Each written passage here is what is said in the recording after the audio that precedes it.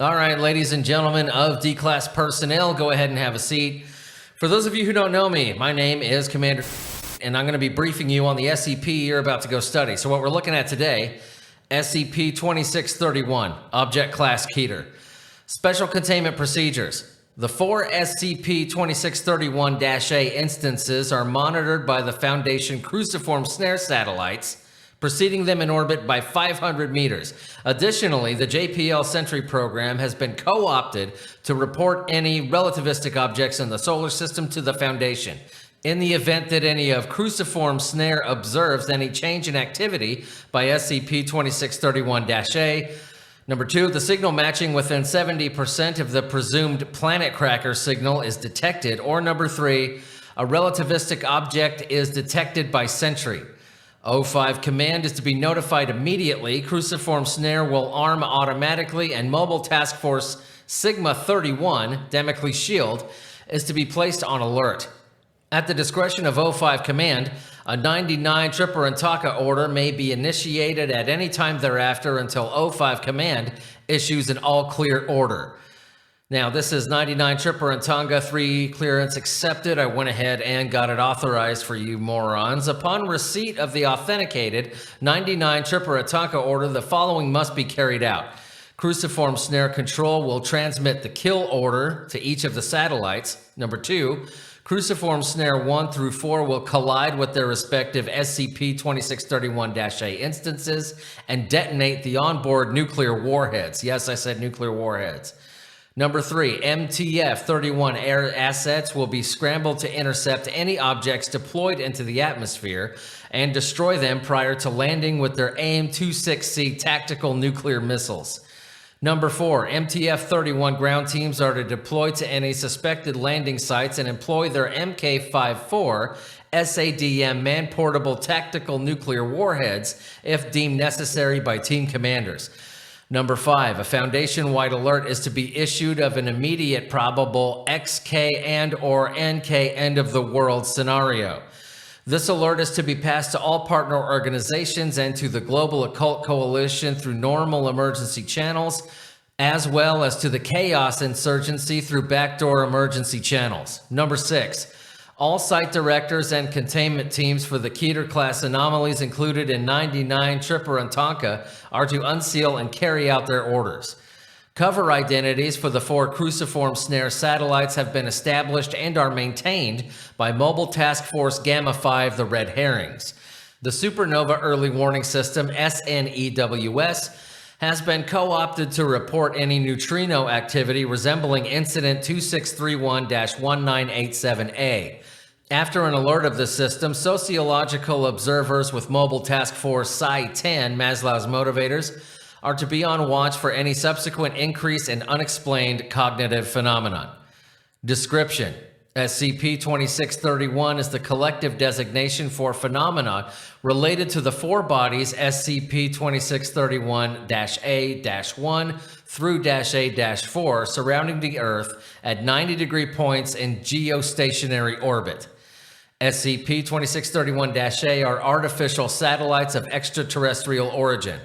They are each featureless black spheres 4 meters in diameter. Each is surrounded by a field of unknown origin that bends light around the sphere and renders them invisible to electromagnetic sensors beyond 2 kilometers.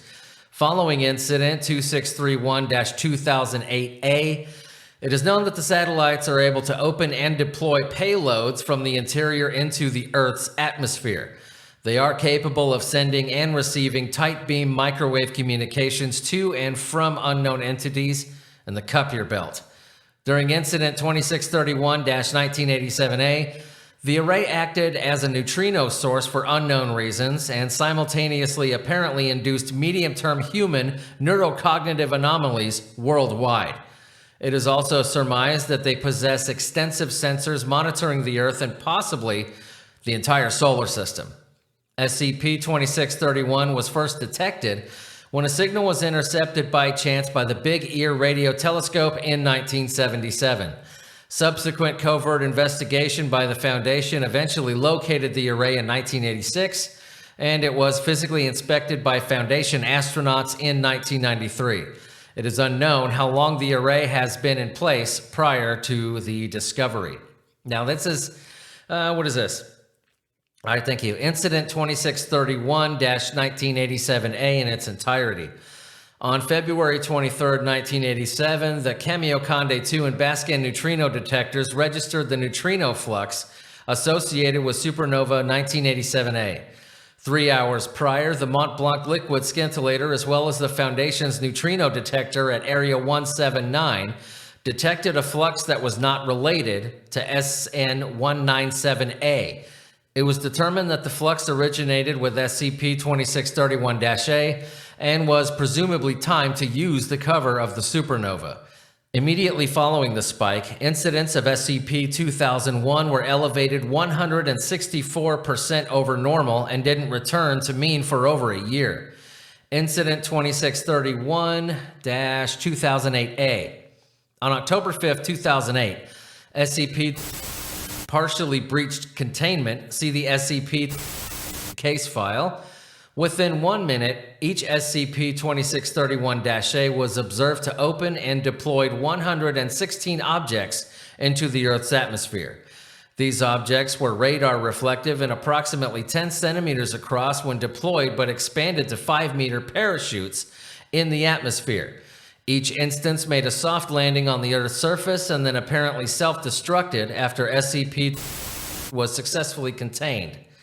The remains of these objects consisted of ash composed of 90% carbon, 6% silicon, 2% gallium, 2% nitrogen, as well as trace amounts of lithium, gold, iodine, iridium, and tellurium.